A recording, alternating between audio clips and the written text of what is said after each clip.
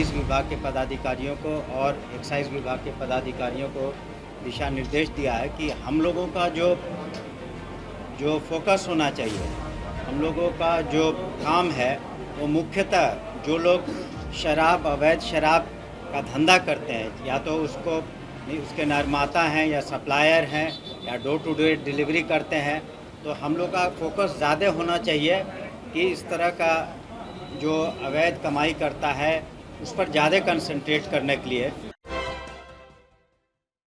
नमस्कार, देख रहे हैं आप सिटी पोस्ट लाइव और मैं हूं आपके साथ पूजा शर्मा। बिहार में 2016 में शराबबंदी की गई, बावजूद इसके जहरीली शराब और नकली शराब मिल रही है और लोग उसका सेवन भी कर रहे हैं और कई की मृत्यु भी हुई है जहरीली शराब का सेवन करने से, जिसको लेकर बिहार सरकार पर कई सवाल खड़े किए जा रहे हैं। उसको लेकर अब बिहार सरकार के मंत्री सुनील कुमार की प्रतिक्रिया सामने आई है। साफ तौर पर ये कहते हुए नजर आ रहे हैं कि कुछ अफवाहें हैं जो फैलाए जा रहे हैं, ऐसा कुछ भी नहीं है।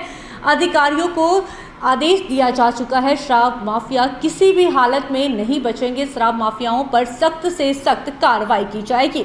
वहीं मुआवजे वाली बातों पर भी उन्होंने कहा कि अभी तक 32 परिवारों को मुआवजा दिया गया है, 4 लाख तक का मुआवजा दिया जा रहा है। वहीं उन्होंने कहा कि अगर जांच में भी पाया जाता है कि जहरीली शराब से जिसकी मौत हुई है उसको भी हम लोग मुआवजा दे रहे हैं, ये कहते हुए नजर आ रहे हैं बिहार सरकार के मंत्री सुनील कुमार।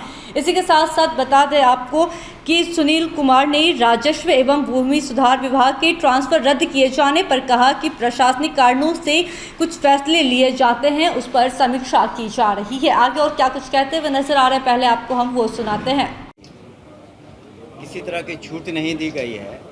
हमने अपने वीडियो कॉन्फ्रेंसिंग के माध्यम से अपने सभी पदाधिकारियों को, पुलिस विभाग के पदाधिकारियों को और एक्साइज विभाग के पदाधिकारियों को दिशा निर्देश दिया है कि हम लोगों का जो फोकस होना चाहिए, हम लोगों का जो काम है वो मुख्यतः जो लोग अवैध शराब का धंधा करते हैं, या तो उसके निर्माता हैं या सप्लायर हैं या डोर टू डोर डिलीवरी करते हैं, तो हम लोग का फोकस ज़्यादा होना चाहिए कि इस तरह का जो अवैध कमाई करता है उस पर ज़्यादा कंसंट्रेट करने के लिए, और न कि सिर्फ जो शराब पी करके घूमते हैं, तो उसके लिए तो हम लोगों के 84 चेक पोस्ट लगे हुए हैं, तो लोग पकड़े ही जाते हैं। लेकिन आखिर ये अवैध शराब आती कहाँ से है, कहाँ बनती है, तो इस पर फोकस करने से सप्लाई लाइन को अगर हम लोग कम कर देते हैं और उनके अवैध कमाई को कम कर देते हैं तो इसके परिणाम बेहतर होंगे।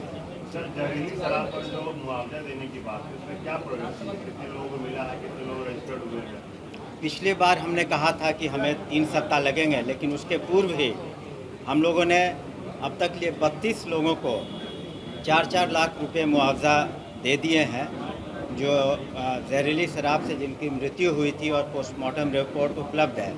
तो कई जिलों से रिपोर्ट आ गए हैं, तो अगले फेज़ में जितने लोगों को हम लोग सही पाएंगे कि उनकी मृत्यु हुई है और जो रिपोर्ट की समीक्षा कर लेंगे, तो फिर अगले चरण में हम लोग जितने इस तरह के केसेस हैं सभी में हम लोग टोटल नंबर कितना हो, करीब 200 होना चाहिए, 200 से कुछ कम होने चाहिए। तो ये 32 हो गया है। तो चरणबद्ध हम लोग जैसे जैसे रिपोर्ट आ रहा है, क्योंकि उसकी समीक्षा भी करनी पड़ती है, पोस्टमार्टम रिपोर्ट है नहीं है। वैसे हमने पिछली बार भी स्पष्ट किया था कि वैसे केसेस में जहाँ जहरीली शराब से मृत्यु हुई है और पोस्टमार्टम रिपोर्ट नहीं है, वो भी अपना दावा पेश कर सकते हैं जिलाधिकारी के महोदय के सामने, और परिस्थिति जन्य साक्ष्य पर उसकी समीक्षा की जाएगी, और अगर सही पाया गया तो वैसे केसेस में भी हम लोग मुआवजा के बारे में निर्णय लेंगे।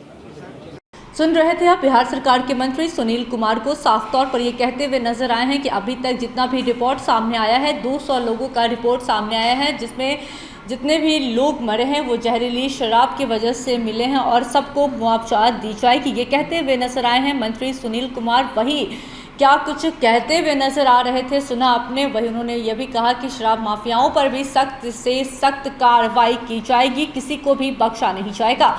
आगे और क्या कुछ कह रहे थे देखा आपने। तो फिलहाल की इस खबर में बस इतना ही। तमाम छोटी बड़ी जानकारी के लिए बने रहें सिटी पोस्ट लाइव के साथ। इस वीडियो को लाइक करें, शेयर करें और चैनल को सब्सक्राइब करना ना भूलें। आपका सहयोग समर्थन सिटी पोस्ट के लिए काफ़ी मायने रखता है। धन्यवाद।